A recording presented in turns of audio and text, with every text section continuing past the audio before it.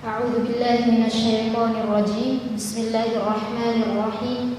اللهم لا سهل إلا ما جعلته سهلا وأنت تجعل الحزن إذا شئت سهلا. رب اشرح لي صدري ويسر لي أمري واحلل عقدة من لساني يفقهوا قولي. اللهم اجعل جمعنا هذا جمعا مرحوما وتفرقنا من بعده تفرقا معصوما ولا تجعل فينا ولا معنا ولا بيننا شقية ولا محروما. اللهم اجعلنا من أهل القرآن الذين هم أهلك وخاصتك وجعلنا من خير الناس ممن تعلم القرآن الكريم وعلمه. اللهم يسر ولا تعسر فإنك أنت الميسر والمعسر. اللهم صل وسلم على نبينا محمد وعلى آله وصحبه أجمعين. Assalamualaikum warahmatullahi wabarakatuh. Insyaallah. Bagaimana kabarnya ibu-ibu sekalian? Alhamdulillah. Tadi pas berangkat kehujanan, Bu? Udah reda? Alhamdulillah. Insyaallah hari ini tadi hujan deras ya pagi ini. Alhamdulillah, insyaallah rahmat untuk kita semuanya. Baik, ini ada beberapa yang belum hadir. Gak apa-apa, kita tunggu ya. Kita tunggu teman-teman. Namun yang sudah hadir tepat waktu kami apresiasi, jazakumullahu khairan ya, semoga tercatat di sisi Allah sebagai amalan yang Allah terima. Amin. Ya, hari ini insya Allah kita akan menyelesaikan materi kita, ibu-ibu. Kemarin kita belajar apa ya? Sifat huruf. Apa saja yang kita bahas di sifat huruf kemarin? Hamas dan jahar. Sebelum hamas dan jahar kita belajar apa, Bu? Sifat yang memiliki lawan dan yang tidak. Sebelumnya kita bahas apa? Definisi ya. Definisi dari sifat itu sendiri. Apa itu sifat huruf? Sifat yang ketika ditinggalkan akan memberikan pengaruh pada suara huruf. Baik, ada pengertian lainnya? Ya, tata cara yang menyertai sebuah huruf saat diucapkan pada makhraj. Masya Allah. Insya Allah sudah bisa memahami apa maksud dari 2 poin ini, Bu? Insya Allah ya. Insya Allah. Kemudian setelah itu kita bahas apa? Manfaat. Manfaat dari mempelajari sifat huruf apa?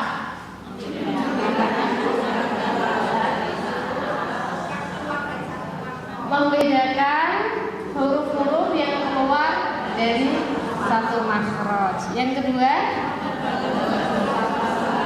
memperbagus bacaan Al-Quran. Terus ya, mengetahui huruf yang kuat dan huruf yang lemah. Setelah itu kita bahas apa? Pembagian dari sifat huruf. Ada apa saja? Yang memiliki lawan dan yang tidak memiliki lawan. Yang memiliki lawan ada berapa? Ya, totalnya. Kalau yang kemarin baru kita pelajari baru 2 ya. Yang 6-nya masih rahasia. Ya, jadi 4 ya, Bu ya, benar. Poin utamanya ada 4. Nah, 4 ini kan masing-masing nanti punya lawan kata. Jadi totalnya berapa? 4 kali 2? 8. Dari 8 sifat kemarin kita baru membahas 2 sifat. Kalau sifat yang tidak memiliki lawan kata ada berapa? Yang tidak memiliki lawan kata 7, 8, 9. Masya Allah, kalau yang teliti atau yang ada kepean di bukunya ada 8 ya. Ada 8. Kita pakai yang di buku Tajwid Musawwar. Buku Tajwid Musawwar di sana disebutkan ada 8. Baik, 2 sifat yang kemarin sudah kita pelajari yaitu sifat yang memiliki lawan kata. Apa saja? Yaitu hamas dan jahar. Hamas dan jahar berbicara berbicara tentang udara. Seberapa banyak kapasitas udara atau seberapa intensitas udara atau nafas yang dikeluarkan saat kita mengucapkan huruf. Kalau hams, apa itu maksudnya? Ya, mengalirnya udara saat mengucapkan huruf-huruf hams, efek dari pita suara yang terbuka. Kalau jahar, tertahannya udara karena pita suara tertutup. Huruf-huruf jahar apa saja? Huruf-huruf jahar apa saja? Selain huruf hamas. Nah, selain huruf hamas berarti selain huruf fahad, tahu, syakhsun, sakat. Selain itu semuanya, insya Allah mafhum sudah bisa difahami Ibu-ibu? Insya Allah. Nah, sekarang kita masuk ke poin ini dia. Sifat yang berikutnya, syiddah. Sifat yang punya lawan ya. Lawannya adalah rokhawah nih. Syiddah lawannya adalah rokhawah.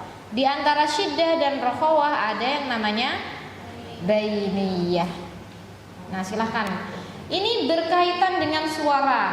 Ya, sifat ini berkaitan dengan suara. Kalau kemarin berkaitan dengan nafas, sekarang dia berkaitan dengan suara. Boleh silahkan dicatat terlebih dahulu. Nanti kalau sudah selesai mencatat, kita baru jelaskan. Yang dicatat poin-poin pentingnya saja Bu, nggak usah semuanya, nggak apa-apa. Tapi ini juga udah poin-poin penting ya. Karena kalau di buku lebih banyak lagi. Syiddah bermakna tertahannya suara. Rokhawah lawan katanya berarti mengalirnya suara. Bainiyah pertengahan, mengalirnya sebagian suara, otomatis tertahannya juga sebagian suara. Sudah selesai Bu nyatetnya? Ya, kita tunggu yang belum. Sudah? Ya, sudah ya. Baik, kita mulai dari bagian kedua. Sifat yang memiliki lawan kata. Sifat apakah itu? Sifat syiddah, lawannya adalah rokhawah. Di antara syiddah dan rokhawah ada bainiyah. Tapi ini biasanya kalau dalam penghitungan, yang dihitung cuma syiddah sama rokhawah saja. Bainiyahnya tidak dihitung. Bebas sih kalau masalah jumlah, itu bebas. Kita mau nyebut ini 2 atau 3, mana-mana aja boleh. Ya, yang penting kita ngerti semuanya. Nah, syiddah, bainiyah, rokhawah ini berbicara terkait suara. Ya, kita ulangi, syiddah, bainiyah dan rokhawah itu pokok bahasanya suara. Kalau kemarin jahar dan hamas pokok bahasanya apa? Udara. Kalau syiddah, rokhawah, bainiyah pokok bahasanya suara. Sudah bisa membedakan mana suara, mana udara? Gimana? Suara gimana, udara gimana Bu?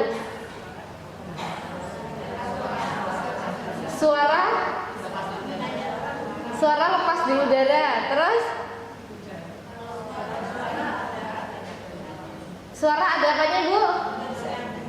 Oh, ada bunyinya ya, bisa terdengar. Kalau udara bisa didengar nggak Bu? Nah, itu hamas itu apa itu? Terus kalau ada hembusan angin, ya ada. Kalau angin ya dia tidak bisa menimbulkan suara tertentu atau angin berbicara gitu. Ya kecuali memang mukjizat dari Allah ya. Oke. Kalau udara, nafas ya ini. Kita bernafas, menghirup udara, oksigen ya. Nah itu yang kita nafas. Terus kalau suara adalah ya ini yang hasilnya ini loh. suara yang dihasilkan. Ya, paham ya perbedaan keduanya ya. Mana nafas, mana suara, insya Allah bisa dipahami insya Allah. Insya Allah. Jahar dan hamas berbicara terkait seberapa banyak nafas yang mengalir atau nafas yang keluar ya, yang dikeluarkan saat mengucapkan huruf. Kalau syiddah, rokhawah dan bainiyah berbicara tentang suara. Nah, ini loh, suara yang kita hasilkan tuh seperti apa gitu. Apakah suaranya mengalir atau suaranya tertahan? Nah, kita lihat di screen di bagian pertama, bagian atas sendiri. Ini perkataan Imam Ibnul Jazari di dalam Manzumatul Muqaddimahnya beliau. Syadiduha lafzu ajid qatim bakat. Huruf-huruf syadiduha maksudnya adalah huruf-huruf yang memiliki sifat syiddah. Ya, huruf-huruf yang memiliki sifat syiddah, lafzu ada di lafal ajid qatim bakat. Jadi huruf-huruf syiddah adalah ajid qatim bakat. Syadiduha lafzu ajid qatim bakat. Huruf-huruf yang memiliki sifat syiddah adalah ajid qatim bakat. Ajid qatim bakat. Sambil nulis sambil ikuti saya, Bu. Ajid qatim bakat. Ajid qatim bakat. Huruf-huruf yang memiliki sifat syiddah. Sudah selesai, Bu, nulisnya? Ya, berikutnya wa baina rikhwin wasyadidi lin umar. Wa baina dan di antara rikhwin sifat rokhawah wasyadidi dan sifat syiddah. Ya, itu maksudnya di antara sifat rokhawah dan sifat syiddah, yaitu sifat apa tadi, Bu? Sifat bainiyah. Huruf-hurufnya adalah lin umar. Jadi huruf-huruf bainiyah adalah lin umar. Lin umar. Lin umar. Lin umar. Lam, nun, ain, mim, ro. Lin umar. Itu huruf-huruf yang memiliki sifat bainiyah. Nama lain bainiyah itu adalah tawassut. Ya, tawassut. Bainiyah atau tawassut, dia pertengahan. Sudah selesai tulisnya, Bu? Lin umar. Nah, berarti ada huruf-huruf yang belum disebutkan di sini, yaitu huruf-huruf apa? Huruf-huruf rokhawah. Apa saja huruf-hurufnya? Mumtaz. Selain huruf-huruf syiddah dan bainiyah. Jadi huruf-huruf rokhawah adalah semua huruf hijaiyah selain ajid qatim bakat dan lin umar. Selain dari itu semuanya. Nah, sampai sini dulu, kita belum bahas maknanya ya, definisinya belum dulu. Insya Allah bisa dipahami? Insya Allah. Huruf bainiyah ada berapa, Bu? 5. Ada 5. Huruf syiddah ada berapa? 8. 5 tambah 8 berapa? 13. Jadi huruf rokhawah sisanya ada berapa? 16 ya, 29 total semuanya. Syiddah, bainiyah, rokhawah berbicara tentang suara. Hamas syiddah berbicara tentang nggak fokus ini. Hamas sama syiddah berbicara tentang apa, Bu? Waduh, pasti nggak fokus ini. Hamas dan syiddah berbicara tentang apa, Bu?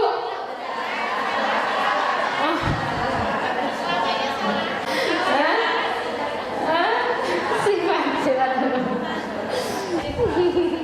Hamas dan syiddah berarti berbicara tentang sifat ya. Ya, sifat huruf. Tapi hamas pasangannya apa, Bu? Bukan syiddah ya. Iya, hamas pasangannya jahar. Ingat loh pasangannya. Jangan gantian. Nggak boleh ganti-gantian. Ya. Syiddah dan rokhawah berbicara tentang suara. Bainiyah dan hamas berbicara tentang dia sifat huruf ya. Baik, masya Allah. Syiddah, bainiyah dan rokhawah berbicara terkait suara. Huruf-huruf bainiyah apa saja? Lin, umar. Huruf-huruf syiddah, ajid, qati, bakat. Nah, sekarang kita masuk ke definisi. Mulai dari syiddah terlebih dahulu. Karena dia berbicara tentang suara, maka syiddah adalah tertahannya suara. Tertahannya suara.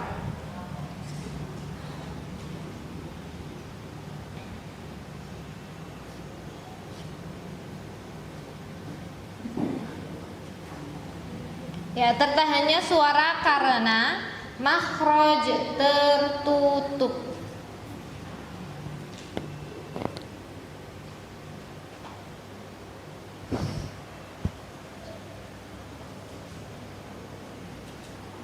Tertahannya suara karena makhraj tertutup.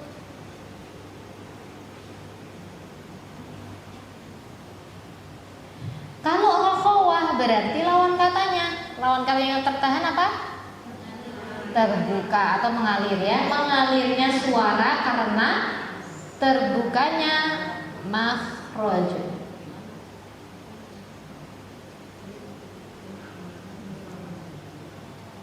Mengalirnya suara karena terbukanya makhraj. Mengalirnya suara karena terbukanya makhraj. Kalau bainiyah berarti tengah-tengah dia. Mengalirnya sebagian, tertahannya juga sebagian.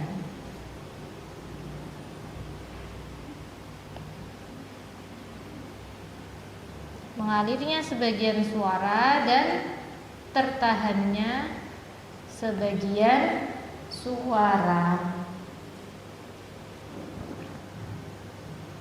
Akibatnya apa? Karena apa? Ya karena ada bagian yang terbuka, ada bagian yang tertutup. Maka dia sebagian mengalir, sebagian tertutup. Ya, karena sebagian makhraj nanti terbuka dan sebagian tertutup. Sudah selesai, Bu?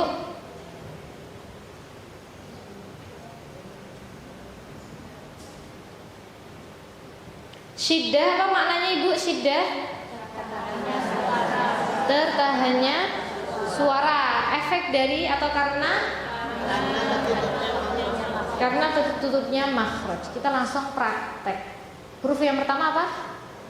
Hamzah. Nah, seperti biasa kita latihannya saat bersukun. Karena saat bersukun, kenapa kemarin? Ya, tepat pada makhrajnya, tidak tercampur dengan makhraj lainnya. Oke. A.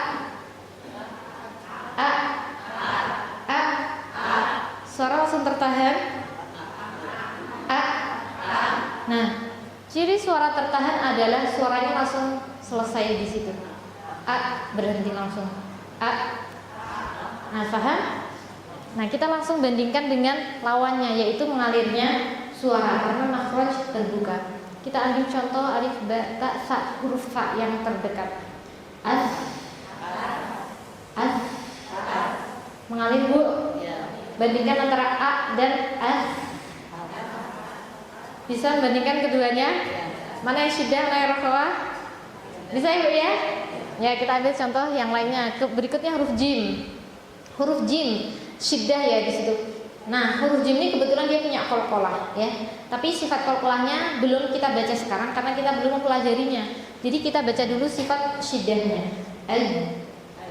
Kasih kayak gitu. Jadi langsung berhenti. Meskipun dia hanya je. Nah, aja. Nah, suara je itu adalah suara qalqalah. Tapi kalau kita mau mengetahui syiddahnya, itu saat berhenti di suara langsung terhenti, suara langsung tertahan. Ya, nah itu yang disebut dengan sifat syiddah. Sekarang kita bandingkan lagi dengan rokhawah. Fa, jim, ha ya.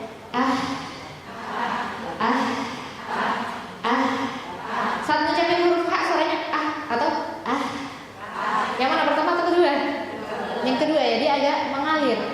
makhraj itu terbuka. Kalau jim tadi gimana? Langsung berhenti. Langsung tertahan, makhrajnya tertutup. Benar, makhrajnya tertutup. Nah, kalau huruf H gimana? Mengalir karena makhrajnya terbuka. Dan sampai sini udah terbayang Ibu? Udah ya. Mau lanjut? Lanjut Bu, contoh berikutnya huruf dal. Siapa yang mau praktek huruf dal? Syiddah. Gimana prakteknya? Semuanya boleh? Tanpa qalqalah dulu. Langsung berhenti kan? Suara tertahan? Tertahan. Kenapa kok suaranya tertahan? Ya karena makhraj langsung tertutup. Langsung makhraj tertutup. Nah, kita bandingkan dengan yang ha kha sekarang. Kalau ha kha nah ini makhrajnya nggak tertutup, dia mengalir karena makhraj terbuka. Oke, contoh berikutnya huruf qaf. Gimana? Syiddahnya qaf. Nah, jangan kasih syiddah, jangan kasih qalqalah dulu. Nah, sampai situ saja. Terus kalau yang jim ha kha dal syiddah ya. Zal. Nah, sekarang dal. Mengalir. Ini meskipun dia nempel tapi kan dia tidak nempel sempurna, makanya masih ada suara yang bisa mengalir lewat makhrajnya itu. Dah, kurang lebih seperti itu. Yang to langsung tertahan suaranya, tertahan. Yang ba yang kaf Nah, ini nyambung sama pembahasan yang kemarin. Saat itu adalah sifat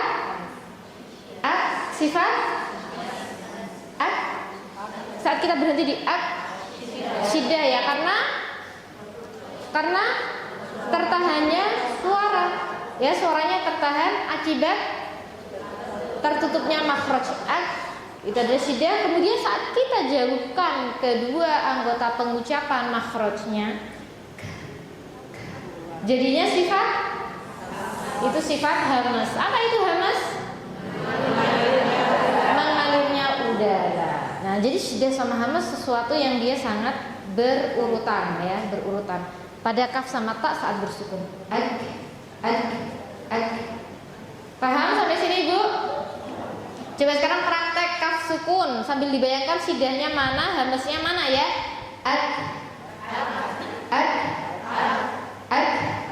Yang pertama kita ucapkan sifat syiddahnya atau hamasnya? Syiddahnya dulu, yaitu saat tertutupnya makhraj. Nah, kemudian setelah itu kita buka makhrajnya sehingga nafas yang tadi tertahan di balik makhraj jadi mengalir. Yang ini mengalirnya udara disebut dengan sifat hamas. Nah, begitu juga pada huruf ta sukun Nah, itu cepat dia. Tak sukun syiddahnya cepat. Nah, setelah itu kita jauhkan. Itu sifat apanya? Hamasnya. Kalau syiddah itu kalau langsung berurutan antara syiddah dan hamasnya. Dan sampai sini paham Ibu? Insyaallah. Contoh lainnya huruf rokhawah sin. Kita kalau ucapin basmalah, bismi atau bismi, yang mana? Ya, ada temponya terlebih dahulu ya. Bismi.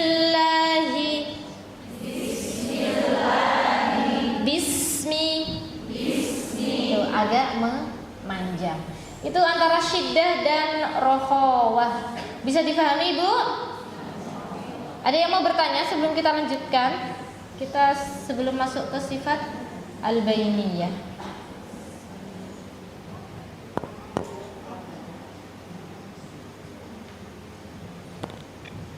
Ya, murajaah sebentar. Oh iya, silakan. Ada ya? Ya, silakan. Berarti setiap satu huruf hijaiyah bisa memiliki beberapa sifat. Benar sekali, Bu. Benar sekali.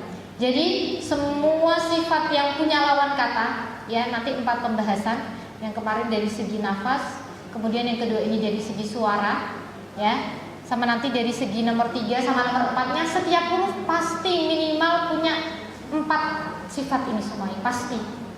Jadi setiap huruf hijaiyah pasti memiliki sifat huruf dari 4 komponen ini. Dari segi nafas, dia hamas atau jahar. Dari segi suara, dia syiddah atau rakhawah atau bainiyah. Dari segi arah suara yang nanti akan kita bahas, dia isti'la atau istifal. Dari segi kepungan suara, dia infitah atau itobat, pasti. Itu udah otomatis. Ya. Nah, sebelum kita lanjutkan ke bainiyah, sekarang saya mau mencoba ini ya. Sekarang coba ibu-ibu deskripsikan huruf ba. Dia dari segi nafas sifatnya ba, jahar. Dari segi suara syiddah, Masya Allah. Kemudian huruf sin, dari segi nafas hamas. Dari segi suara rakhawah. Huruf sa, dari segi nafas hamas. Dari segi suara rakhawah. Nah kayak gitu ibu ya. Semua huruf hijaiyah pasti minimal mengandung salah satu dari keempat bagian sifat huruf ini. Insyaallah. Pertanyaan yang sangat bagus sekali. Insyaallah bisa dipahami Bu? Insyaallah. Ya, sekarang kita masuk ke bainiyah ya. Tadi pengertian bainiyah apa? Oh belum ya. Saya belum jelasin. Nah, bainiyah adalah, silakan boleh dibaca.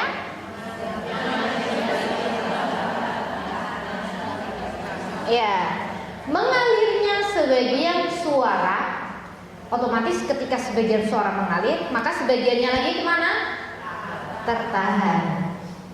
Mengalirnya sebagian suara dan tertahannya sebagian suara. Bainiyah itu keadaan pertengahan. Kalau yang tadi rakhawah mengalir, yang syiddah tertahan suara, maka bainiyah ini tengah-tengahnya. Sebagian mengalir, sebagian tertahan. Akibat dari atau karena ya, sebagian makhraj terbuka, sebagian makhraj tertutup. Ya, ini dari definisinya, insyaallah mafhum, bisa dipahami? Insyaallah. Nah, sekarang setiap huruf-huruf dari lin umar ini, 5 huruf lin umar, lam, nun, ain, mim, dan ro, itu sebabnya berbeda-beda. Maksudnya bagian yang mengalirnya itu mana, bagian yang tertahannya mana, itu berbeda-beda semuanya. Nah, sekarang akan kita bahas ini dia. Untuk huruf lam, ya, tadi bainiyah apa ibu? Mengalirnya sebagian suara dan tertahannya sebagian suara. Kita ambil contoh huruf lam terlebih dahulu ya. Silakan diikuti. Al. Nah, kalau kita perhatikan bagian depan atau lidah kita bagian depan yang itu nempel ke langit-langit, ke gusi. Nah, padahal suara keluar dari dalam, langsung keluar. Aduh, dia mau keluar, ternyata harus tertahan dengan makhraj lidah. Dia harus tertahan di sini. Waduh, dia nggak bisa keluar dengan sempurna karena dia nggak bisa keluar sempurna ke depan langsung. Dia akhirnya harus mencari tempat keluar, ya, mencari jalan keluar. Akhirnya jalan keluarnya dapat di daerah kanan dan kiri. Jadi yang bagian tertutup makhraj atau yang bagian tertahan makhraj di bagian mananya Bu? Bagian tengah. Ini bagian tengah ya, di bagian tengah. Bagian yang terbuka di bagian mana? Samping kanan dan samping kiri. Nah, dari sini bisa kita simpulkan bahwasanya huruf lam memiliki, dari segi suara, huruf lam memiliki sifat bainiyah, yaitu pengertiannya mengalirnya sebagian suara. Kalau huruf lam di sini berarti mengalir sebagian suara yang lewat bagian mana? Samping kanan dan samping kiri. Kemudian pengertiannya lagi, dan tertahannya sebagian suara, yaitu kalau huruf lam di bagian mana yang tertahan? Bagian tengah. Yaitu untuk huruf lam. Mau dicatat dulu, Bu? Ya, silahkan dicatat terlebih dahulu. Mudah insya Allah ya. Mengalirnya, bainiyah mengalirnya sebagian suara dan tertutupnya, tertahannya sebagian suara. Karena ada bagian makhraj yang terbuka, ada bagian yang tertutup.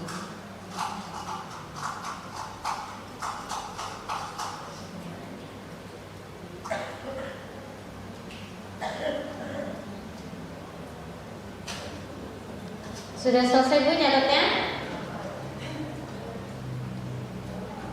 Oke, untuk huruf lam, bagian makhraj yang tertutup di mana? Di tengah, tidak bagian tengah ya, karena makhrajnya dia di situ. Bagian yang terbuka sebelah mana? Samping kanan dan kiri. Untuk huruf lam bisa dipahami Bu? Insya Allah. Sekarang kita lanjut nih. Ya, lanjut ke huruf ro. Nah, kalau huruf ro ini nanti kebalikannya ya. Nunnya nanti dulu ya. Nunnya nanti dulu. Kita pakai ro terlebih dahulu. Ro ini kebalikannya dari huruf lam. Coba kita ucapkan ro.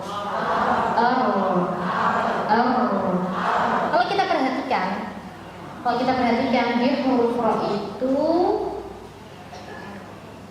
lidah nempelnya gini Bu. Mungkin ini nggak terlalu terasa, tapi dia sebenarnya seperti ini. Bagian tengahnya itu kosong alias nggak nempel.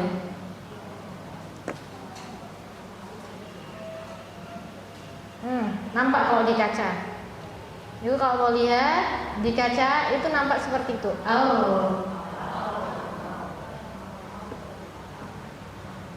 Kelihatan Bu? Nampak, terasa juga. Terasa kalau di bagian tengahnya itu, bagian yang tengah ini ya tidak menempel ke gusi. Jadi yang nempel gusi itu ya bagian sini sama sininya. Ini masih bagian ujungnya.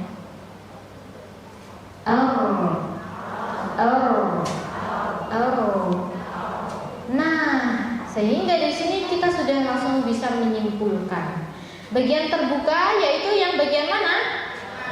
Tengah. Sehingga suara bisa mengalir karena dia terbuka. Bagian yang tertutup adalah samping kanan dan samping kiri sehingga suara tertahan. Jadi kebalikannya huruf apa Bu? Huruf lam. Lam sama ro kebalikannya ya. Kalau lam tadi yang tertahan bagian tengahnya, kalau ro yang tertahan bagian kanan dan kiri.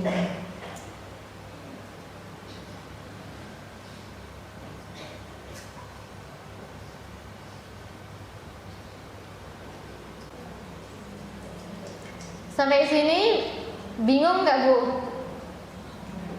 Yang dibingungin apa?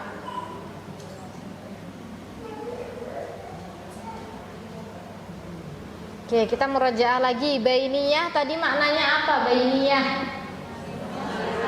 mengalirnya sebagian suara dan tertahannya sebagian suara. Kalau di huruf ro ya, mengalirnya sebagian suara. Yang mengalir di bagian mana?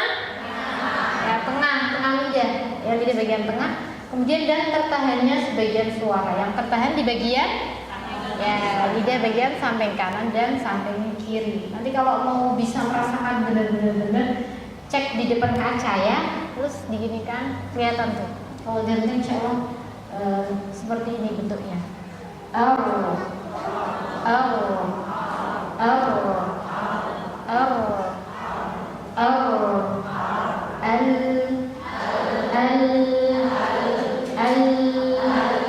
Nah, kalau mau dipanjangkan sekalian kita rasakan kalau suara itu ngalirnya memang dari kanan dan kiri. Rasakan ya.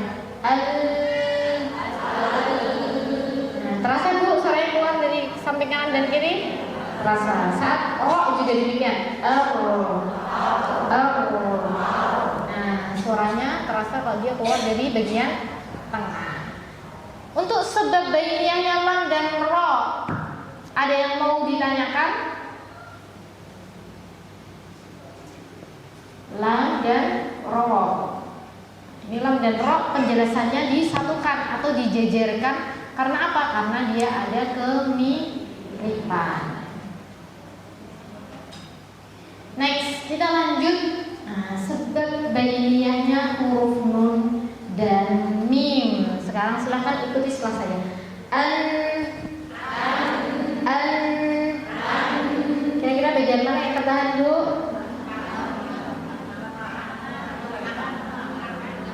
Bagian tengah, kanan, kiri. Kita lihat gambar ya. Ini bagian huruf nun, ini huruf mim. Bagian yang tertahan adalah di bagian lidah. Masih ingat nun dan mim dia punya keunikan. Apa keunikannya? Ada suara gunah. Iya, terus selain itu dia punya dua makhraj, ya. Makhraj yang kedua adalah di makhraj khayshumnya ini. Nah, di bagian lidah dia tertutup. Tapi di bagian khayshum dia terbuka. Jadi untuk huruf nun mengalirnya itu lewat bagian mana? Khayshum. Tertahannya di bagian mana? Lidah. Coba sekarang praktek lagi. Nah, ini di mulut itu gak ada suara keluar, Bu. Ya. Meskipun dia ujung lidahnya tok yang nempel, itu gak ada suara yang keluar lewat mulut. Semua suara keluar lewat khayshum. Percaya gak, Bu? Ya, sekarang kita buktikan. Ya, pembuktiannya gimana kalau semua suara lewat hidung? Coba hidungnya ditutup saat ngucapin suara langsung berhenti. Nah, itu menunjukkan bahwasanya 100% suara keluar lewat khayshum. Nah, begitu juga dengan huruf mim. Cuma bedanya kalau mim bagian tertahannya di mana? Bibir. Nah, ini dia. Karena dia makhrajnya di bibir. Bagian yang mengalirnya di bagian hidung sama khayshum ya. Coba.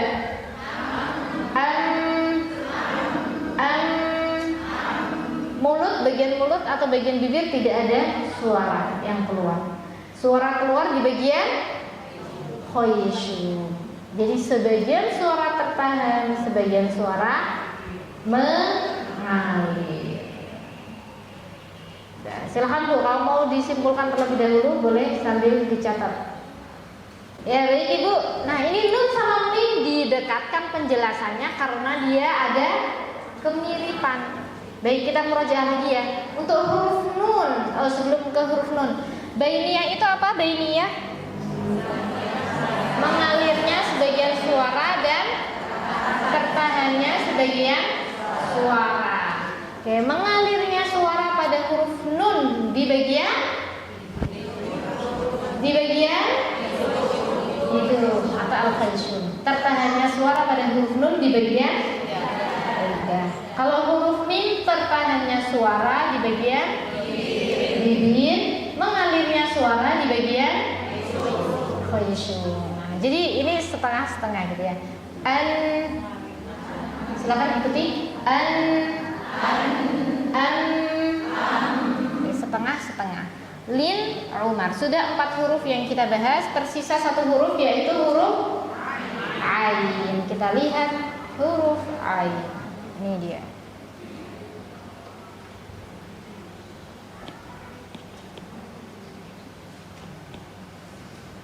Huruf ain. Kenapa kok dia punya sifat bainiyah? Ini di buku Tajwid Musawwar udah jelas ya. Masya Allah, ibu-ibu ini pada bawa buku Tajwid Musawwar. Jadi gak perlu gambar, Bu, tinggal lihat. Oh iya ya. Nah, ini dia, dari gambar sudah nampak Ibu ya. Sudah nampak. Apa Bu? Karena al-jaryan al-juz'i lis-sauti 'inda nutaqil 'ain bisababi ruju'i lisanil mizmar ila al-khalf. Karena katup epiglotis itu berjalan ke belakang saat mengucapkannya. Nah, sehingga ada penyempitan. Kalau penyempitan itu berarti awalnya nggak sempit ya. Ada penyempitan di bagian tenggorokan, efek dari katup epiglotis yang bergerak ke belakang. Boleh. Sebab bainiyahnya huruf ain. Boleh. Yang dicatat karena katup epiglotis berjalan ke belakang, ya, sehingga menyebabkan adanya penyempitan di tenggorokan.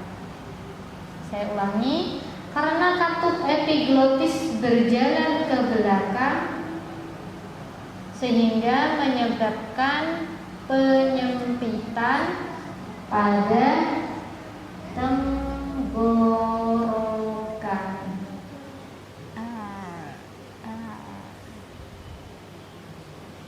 Karena katup epiglotis bergerak ke belakang sehingga menyebabkan penyempitan pada tenggorokan. Nah, masih ingat huruf yang menjadi teman atau bestinya huruf ain, makhrajnya sama. Huruf apa? Huruf H. Nih bestian. Coba kita ucapkan huruf H. Katup epiglotis normal. Normal itu berarti dia di sini Bu, normal. Ya. Tidak berjalan ke belakang, normal di sini saja dia. Tapi saat ain dia terdorong kemana? Ke belakang. Dia terdorong ke belakang sehingga coba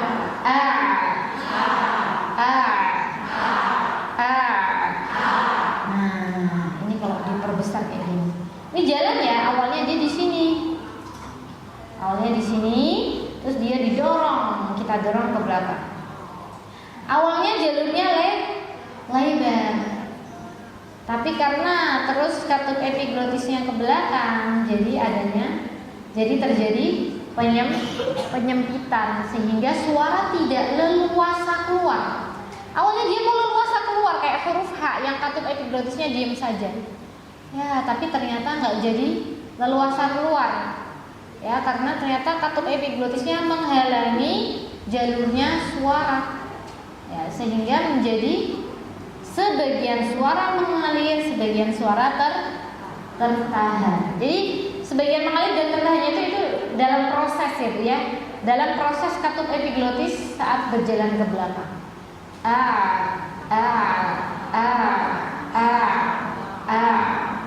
Kayak gitu. Paham Ibu? Insya Allah ini agak beda dan dia sendirian ini ya, sendirian huruf ain sebabnya. Tuh.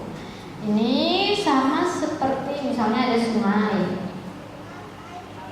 Serayu. Nah, terus tiba-tiba ada, ini alirannya lancar nih Bu. Ya, alirannya lancar. Tiba-tiba ada apa? Tapi harusnya warna coklat ya. Tiba-tiba ada batu yang jatuh. Bludak, batunya jatuh. Batunya besar menutupi sungai. Yang tadinya aliran airnya lancar, jadi gimana Bu? Jadi gak lancar lagi. Jadi gak lancar bisa menyebabkan meluap ya. Air sungainya bisa meluap. Saya nggak tahu kalau di sini ada gak Bu tanah longsor. Terus airnya nggak ada ya? Oh banyak ya. Oh masya Allah. Di sungai tanah longsor. Oh di jalan. Kalau yang di sungai Bu ada gak kayak gini nih?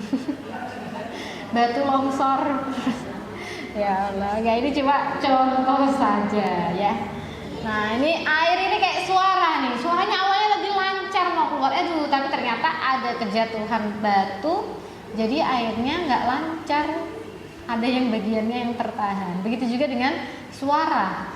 Ya, ketika dia ada yang menahannya, maka dia udah nggak lancar lagi. Nah, ini dia sebab bainiyah huruf ain. Sebab bainiyahnya tadi karena apa, Ibu? Karena katup epiglotis bergerak ke belakang sehingga menyebabkan penyempitan pada tenggorokan. Kalau udah ada penyempitan, aliran suaranya udah nggak lancar. Ada penyempitan jalan, ada jalannya ditutup, jadi macet, ya, udah nggak lancar lagi jalannya mobil kendaraan. Nah, bisa dipahami, Bu? Insya Allah. Dan sekarang kita murojaah. Oh sebentar, sorry, ada satu poin yang akan saya sampaikan terlebih dahulu. Nah ini dia. Jadi untuk huruf-huruf rokhawah yang bersukun, nah catat Bu. Untuk huruf-huruf rokhawah bainiyah dan syiddah yang bersukun saja ya, yang bersukun. Untuk huruf rokhawah bainiyah dan syiddah yang bersukun,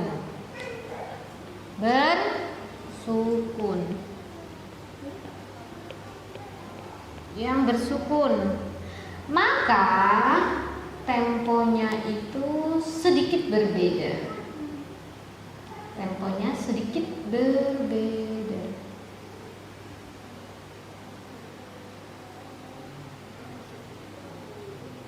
Temponya sedikit berbeda. Nah, kalau yang huruf rokhawah bisa kita lihat gambarnya. Yang huruf rokhawah karena tadi dia pengertiannya apa? Huruf rokhawah mengalirnya suara. Maka saat mengucapkan huruf-huruf yang bersukun, dia tempo hurufnya, durasi pengucapan huruf bersukunnya paling panjang. Kalau syiddah karena suara itu tertahan, maka durasi pengucapan huruf syiddah yang bersukun itu paling pendek. Kalau huruf bainiyah yang bersukun, durasi pengucapannya maka tengah-tengah. Dia nggak panjang, nggak juga pendek, tengah-tengah ya. Gimana? Diulang ya. Ini kita bisa lihat gambarnya ya. Ini yang pertama ini untuk huruf-huruf rokhawah yang bersukun. Saya tulis di sini huruf-huruf rokhawah. Dia baloknya paling panjang atau paling pendek Bu? Paling panjang. Berarti huruf rokhawah saat bersukun temponya paling panjang. Huruf bainiyah temponya pertengahan saat bersukun. Ingat ya, saat bersukun. Huruf syiddah temponya paling pendek. Ingat saat bersukun. Nah, ibu-ibu bisa lihat ya gambar di depan, terus nanti sambil disimpulkan. Nanti setelah ini kita praktek. Ingat ya Bu, ini kita berbicara pada saat bersukun saja.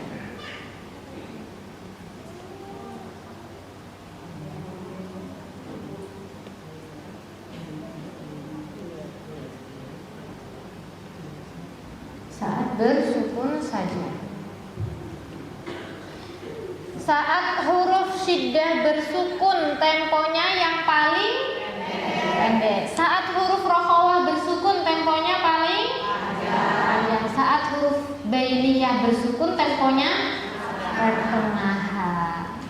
Terus kalau berharokat gimana Bu? Ya, kalau berharokat sama aja ya, nggak ada tempo-tempo demikian. Kataba sama aja. Jalasa itu jimnya syiddah, lamnya bainiyah, sinnya rokhawah, tapi temponya sama karena mereka berharokat. Jalasa. Tapi kalau saat bersukun mereka punya tingkatan. Ya, huruf rokhawah saat bersukun tingkatan atau durasi ya, durasi tempo pengucapan hurufnya yang paling panjang. Ini sebagaimana yang ada di gambar ini. Dan sekarang kita praktek ya Bu ya. Ini tadi di awal sudah praktek, tapi untuk memahami lagi, lebih memahami lagi, kita praktek lagi. Huruf bainiyah terlebih dahulu. Coba huruf syiddah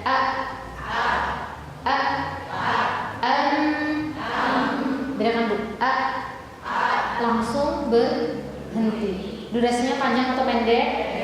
Pendek. Kemudian yang tadi huruf mim. Lebih panjang atau lebih pendek ketimbang a? Lebih panjang lagi sedikit. Terus kita ke huruf rokhawah.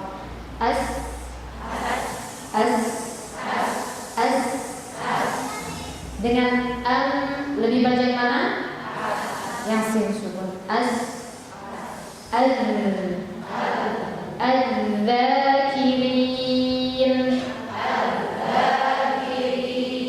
Alam nashrah. Nah, nanti kita akan di akhir ya, sesi terakhir nanti akan ada syarah dari syarah tadrib surat Al-Insyirah insyaallah. Dan ini Bu, perbedaan huruf saat berapa Bu? Bersukun saja. Kalau berharokat gimana? Sama semuanya. Dan sampai sini insyaallah bisa dipahami? Insyaallah. Dan sekarang kita lanjut. Siap lanjut Bu atau mau ada yang tanya dulu? Boleh? Ya silakan. Terkait syiddah, rokhawah dan bainiyah. Untuk huruf ro dan lam itu kan ada sebagian suara yang mengalir. Tapi di sini ro-nya itu apakah ada batasan getaran? Misalnya kalau orang kita misalnya motor begitu kan, motor bisa ro-nya lebih panjang atau ada batasan getaran ro-nya maupun huruf lam. Ya, nanti kalau berbicara terkait getaran, kita berbicara sifat takrir nanti Bu.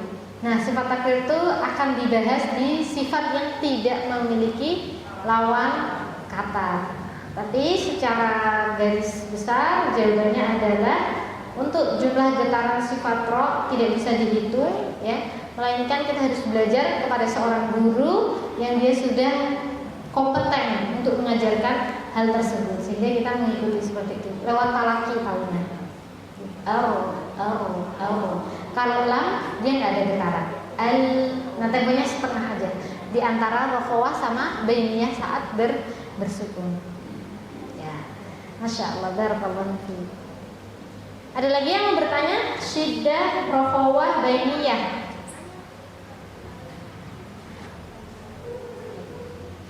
Baik, kalau nggak ada kita lanjutkan. Siap melanjutkan Ibu? Siap? Siapkan mental Ibu ya. Hamas jahar berkaitan dengan udara. Syiddah hamas berkaitan dengan aduh.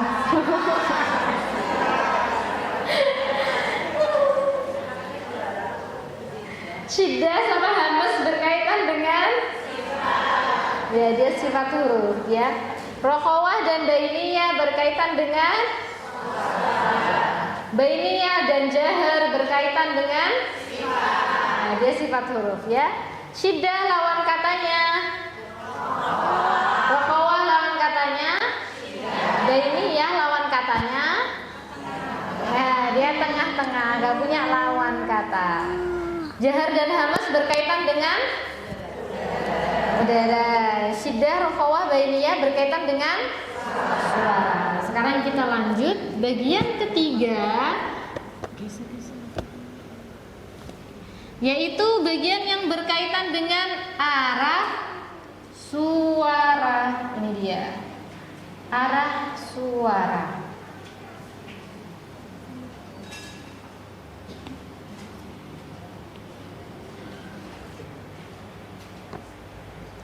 Ada dua sifat, isti'la dan istifal. arah suara.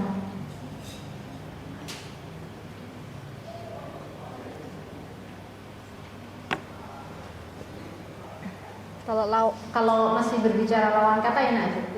Kalau nggak tertahan ya berarti mengalir. Kalau nggak naik berarti ya tidak naik.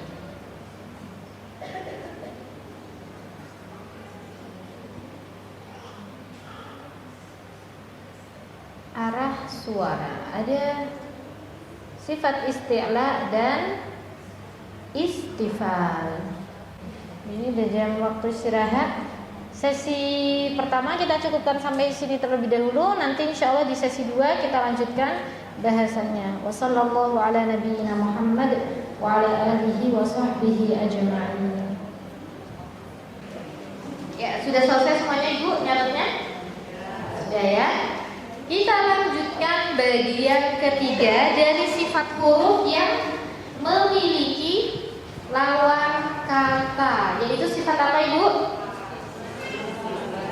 Isti'la dan istifal. Isti'la dan istifal. Ini berkaitan dengan arah suara. Isti'la dan istifal berkaitan dengan arah suara. Suaranya masih loyo-loyo. Isti'la dan istifal berkaitan dengan arah suara. Hamas dan jahar berkaitan dengan syiddah dan bainiyah berkaitan dengan isti'la dan istifal berkaitan dengan arah suaranya kemana? Apakah dia naik ke langit-langit ya? Atau dia nggak naik? Nggak naik itu berarti langsung keluar. Nah, Imam Ibnul Jazari berkata di matan muqaddimahnya beliau, wasad'u ulwin khussa dhatin qid hasar. Sad'u artinya 7 dan 7 huruf ulwin. Ulwin apa Bu artinya? Ulwin itu artinya yang memiliki sifat isti'la ya. 7 huruf yang memiliki sifat isti'la adalah khussa dhatin qid kha sad dad ghain ta qaf dha. Ada berapa Ibu? 7 huruf yang punya sifat isti'la. Hasor itu artinya terkumpul. Ya, dia terkumpul pada lafal khussa dhatin qid. Kalau huruf isti'la jumlahnya 7, maka huruf istifal jumlahnya 22. Masya Allah. Nah, isti'la maknanya adalah arah suara naik ke langit-langit mulut. Langit-langit mulut itu mana? Yang ada bagian bertulang, ada bagian berdagingnya. Ini ya mulut kita naik ke langit-langit. Kita lihat gambarnya. Nah, ini dia Ibu. Huruf qaf. Khussa dhatin qid. Huruf kaf, di sini contohnya ada huruf qaf sama kaf. Kaf termasuk huruf isti'la atau istifal? Kaf istifal. Kalau qaf isti'la. Nah, sekarang kita praktek ya. Ko. Suara naik dulu. Ko. Naiknya kemana? Langit-langit. Ko. Ka. Kalau kaf saat ucapin kaf, suaranya tidak naik, langsung keluar. Ini dari makhraj tentunya ya. Ini makhrajnya di sini langsung keluar. Kalau huruf qaf dari makhraj di sini dia naik dulu ke langit. Po. Ka. Nah, apa perbedaannya? Sekarang kita contoh huruf yang lainnya. Mau ambil huruf kha ya Bu ya. Kho.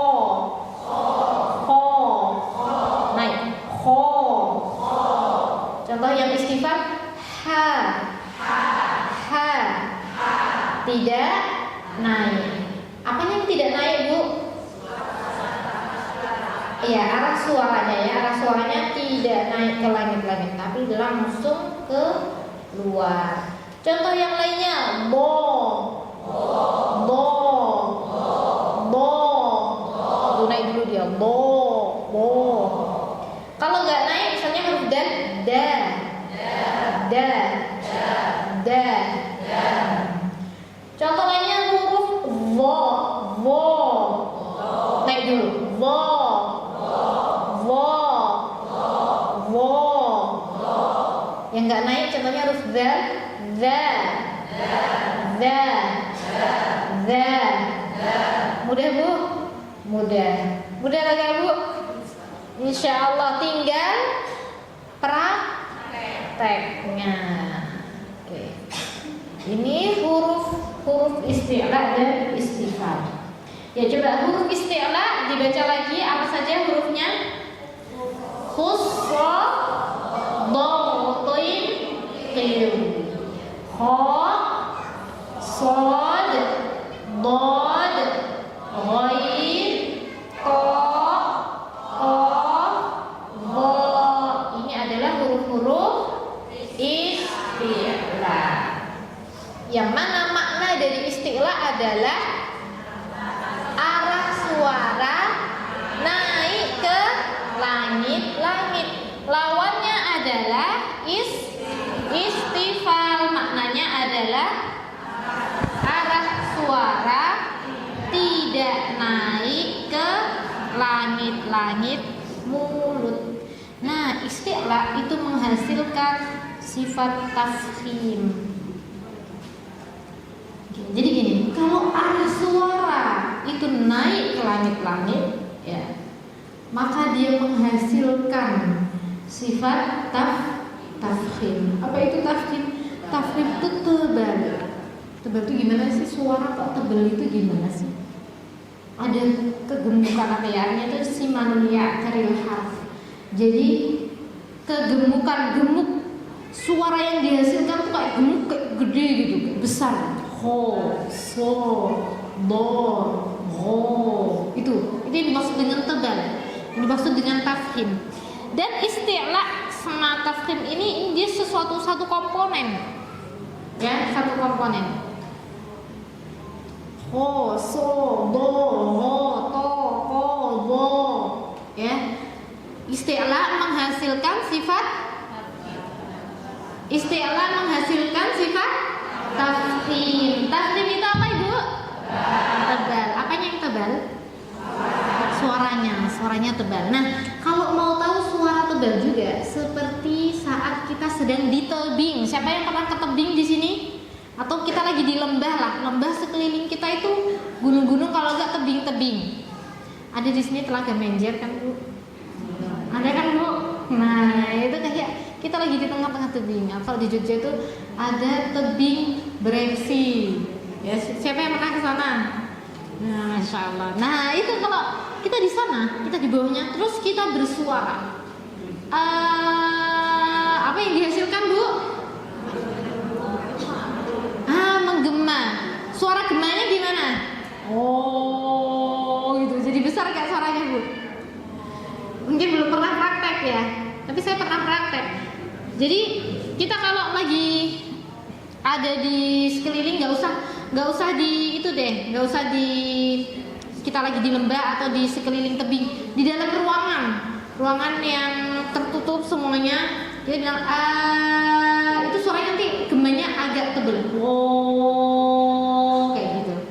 Nah ini gema atau tebal ya, gema, ketebalan atau tafkhim itu sendiri, yang mana dia merupakan hasil dari sifat tafkhim, hasil dari sifat isti'la.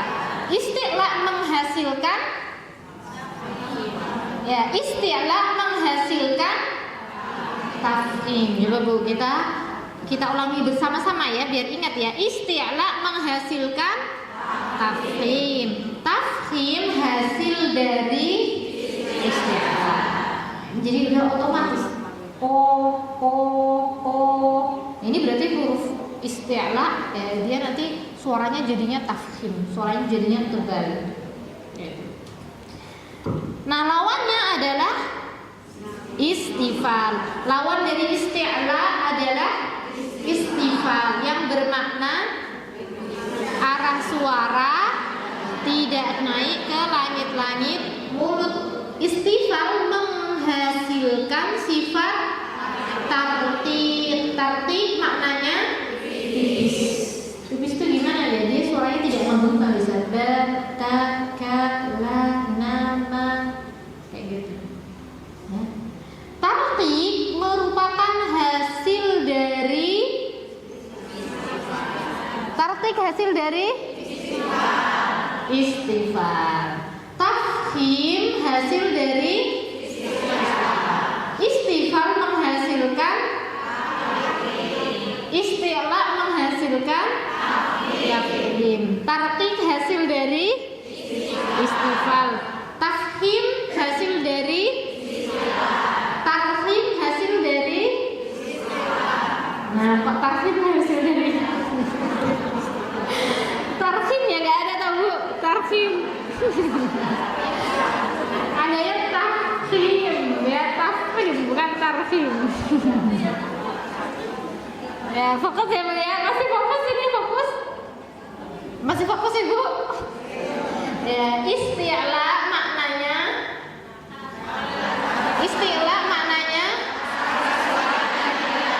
ya, arah suara naik ke langit-langit mulut atau langit-langit ini atap mulut ya, langit-langit mulut. Arah suara naik ke langit-langit mulut. Kalau istifal maknanya ya, arah suara tidak naik ke langit-langit mulut. Terus dia gimana kalau nggak naik? Langsung ke keluar. Contohnya ba. Apa perbedaan antara ba dan bo?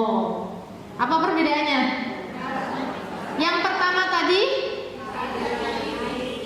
itu tipis ya, suara tipis. Yang kedua suara tebal, bo. Coba sekarang kita harus bisa yang benar sama salah. Ba, bo. Yang benar pertama atau kedua, Bu? Pertama. Kenapa kok yang kedua salah? Karena dia isti'la ya, suaranya dinaikkan dulu ke atas sehingga menjadikan gemeng bo, bo, bo. Nah, sekarang mau contoh lainnya huruf apa? Yang biasanya banyak, aslinya dia tipis nih, jadi tebal. Huruf lam. Oh iya, lam ya. Contohnya yang tipis dulu, la. Itu lo. Itu kalau yang tebal banget ya Bu ya. Nanti tingkat ketebalannya tuh beda-beda. Ada yang bismillahirrahmanirrahim. Bismillahi tipis. La ma ngomong. Suaranya arahnya enggak naik ke atas dulu, langsung keluar ma.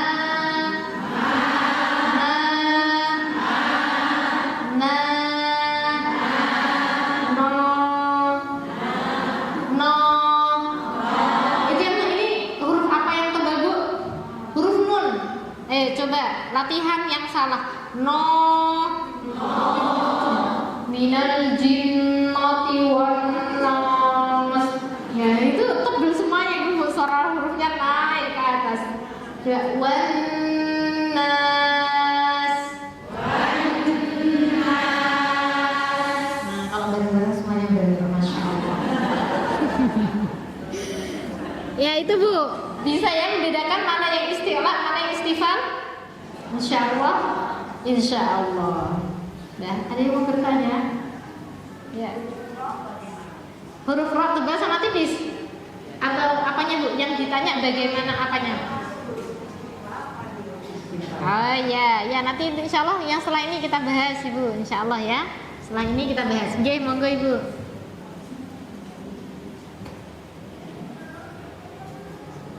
Tentang sifat huruf isti'la dan istifal, bagaimana hubungannya dengan pangkal lidah? Karena saya sering mendengar ada perbedaannya dengan pangkal lidah, posisi pangkal lidah. Ya, Masya Allah. Pertanyaan bagus sekali.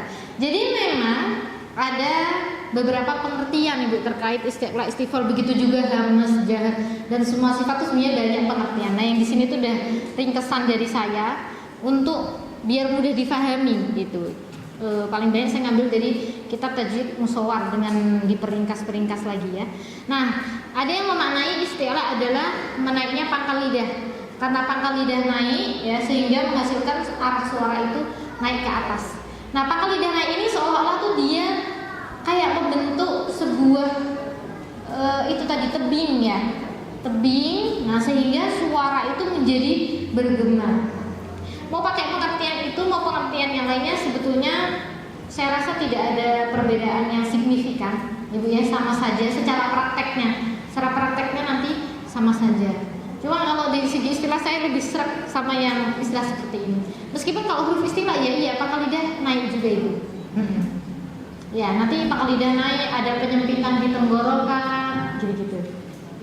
Ya, Masya Allah, barakallahu fiik. Nah, ini kita lihat ya, yang tadi pertanyaannya Ibu itu. Nah, ini dia.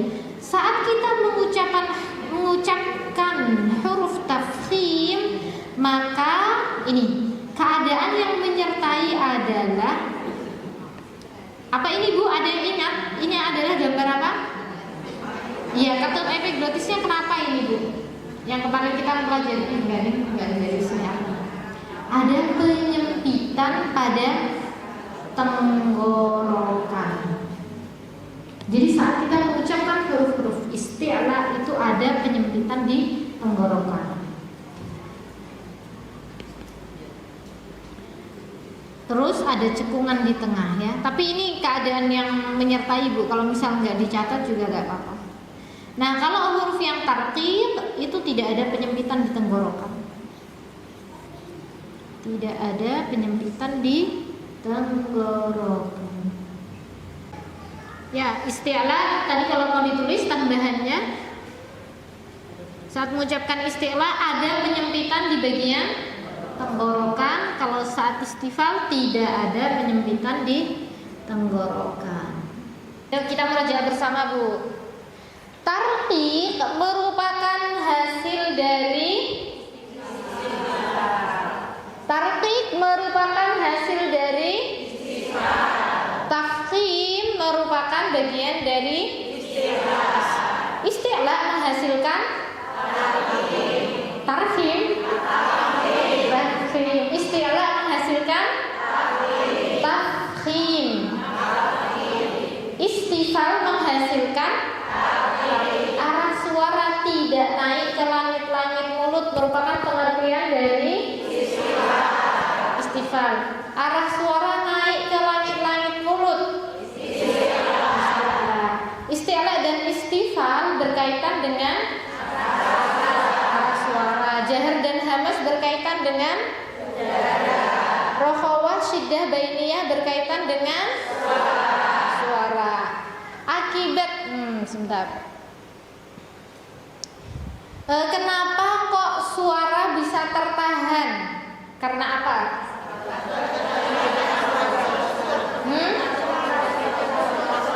Kenapa suara bisa tertahan? Ayo fokus.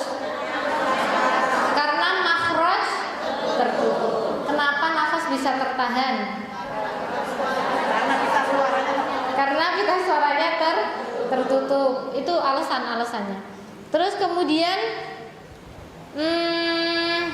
arah suara tidak naik disebut dengan istifal. Istifal menghasilkan tarqiq. Nah, kemudian kita lihat di screen di sini ada huruf-huruf yang terkadang dibaca tebal. Jadi dari 22 huruf istifal ternyata ada 3 huruf yang terkadang dibaca tebal. Ini kalau nggak salah yang kemarin materi sama Saudara Fatma sudah ya? Ya? Gimana? Oh, lam sama ro. Oh ya. Nah ini dia. Huruf-huruf yang terkadang dibaca tebal. Ada berapa huruf Ibu? Ada 3 huruf apa saja? Alif, lam, dan ro. Namun namun lamnya ini terbatas pada lam lafzul jalalah. Lam yang ada pada kata Allah atau Allahumma.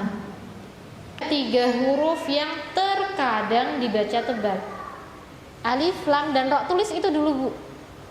Nanti yang lainnya saya jelaskan gampang sekali. Terkadang tufakhamu ahyanan. Al-huruf allati tufakhamu ahyanan. Huruf-huruf yang terkadang dibaca tebal. Ada berapa huruf, Ibu? 3 apa saja? Alif, lam, dan ro. Lamnya itu khusus pada kata lam di Allahumma dan lam pada Allahu, bukan lam-lam yang lainnya. Bukan lam pada misalnya lillah, itu dari Allah juga, Ibu. Li dan Allah. Enggak, nanti kita jelaskan dulu ya.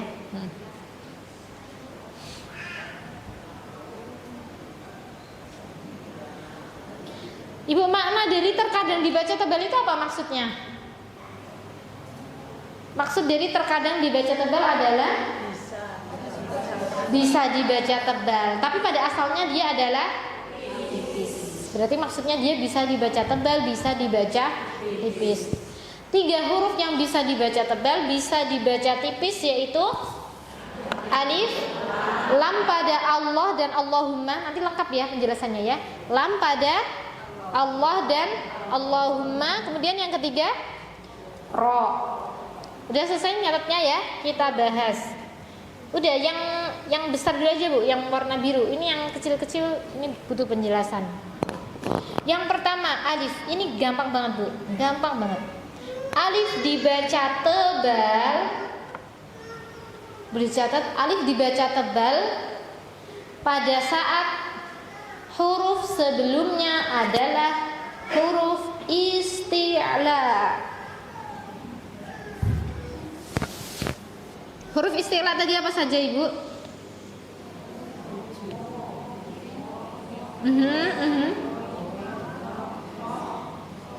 Ya, khusrah, batin, qil. Ini ya huruf yang terkadang bisa dibaca tebal. Dia asalnya tipis tapi bisa dibaca tebal. Yang pertama tadi ada alif. Alif dibaca tebal ketika sebelumnya adalah huruf isti'la. Alif dibaca tipis ketika sebelumnya huruf istifham. Saya ulangi, alif dibaca tebal ketika sebelumnya adalah huruf isti'la. Alif dibaca tipis ketika sebelumnya huruf istifham.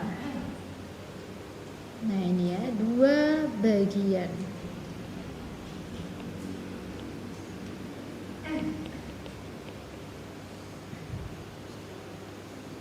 Ada yang bisa kasih contoh, Ibu? Alif yang sebelumnya huruf tebal, contohnya apa? Ya Allah bisa, selain itu dulu karena nanti dia ada huruf lamnya. Hah? Khosirin. Nah, itu contohnya ya. Nih kita lihat dulu. Ini saya panjangkan. Contohnya adalah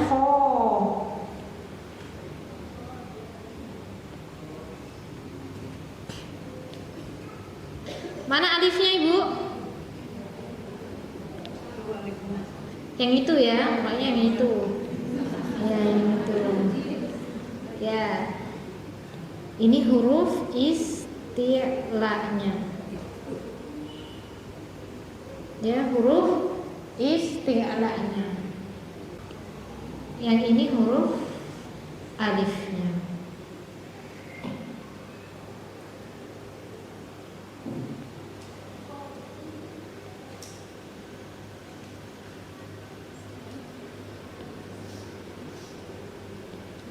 Suara alif tebal itu seperti apa? Seperti apa, Ibu? Oh, itu suara alif tebal. Suara alif tipis gimana?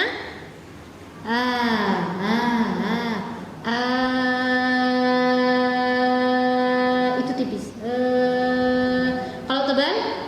Oh, kayak gitu. Nah, di sini ada huruf alif. Yang lingkaran apa alifnya? Hijau. Alifnya yang ini. Sebelumnya adalah huruf isti'la. Ya, karena sebelum alif adalah huruf isti'la, maka alifnya dibaca tebal. Jadinya ho. Coba silakan praktek. Ho. So. Do. Ho. Ko. Ko. Zo. Itu adalah suara alif tebal. Oh, kayak gitu. Ro, itu juga tebal. Nah, sekarang kita masuk ke alif yang dibaca tipis. Contohnya apa? Ba. Ya. Contohnya adalah ba.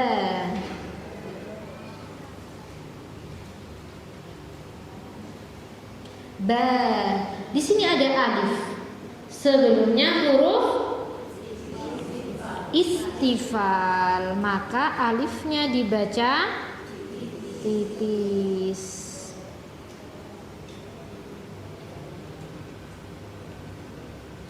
Ba. Coba. Itu suara tipis kayak gitu. Ba. Ta. Sa. Ja. Sa. Ma. Na. Yang benar na atau no. Yang pertama atau kedua? Yang pertama atau kedua, Bu? Na atau no? Yang na. Oke, terus iya, ini alif. Insya Allah bisa dipahami, Bu. Insya Allah. Pertanyaannya adalah kapan alif dibaca tebal?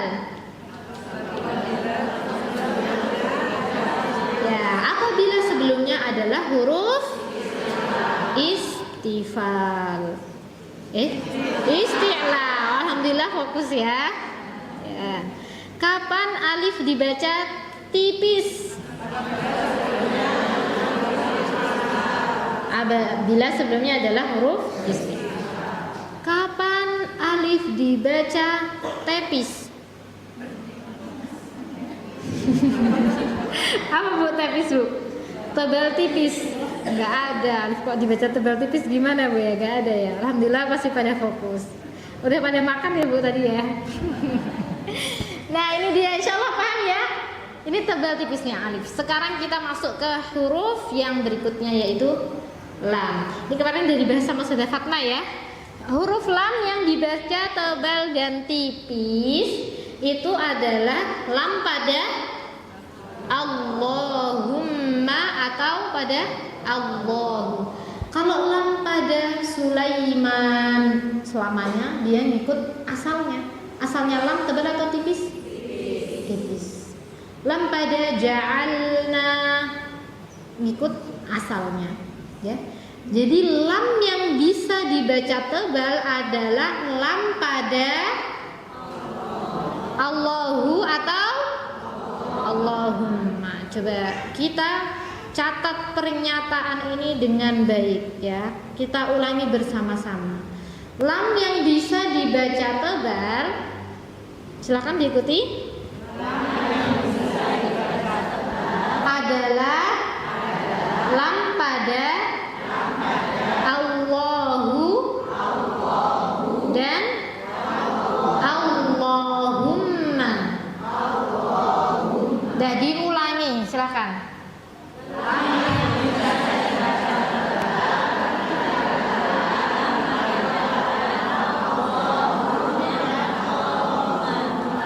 Masya ja'alna atau ja'alna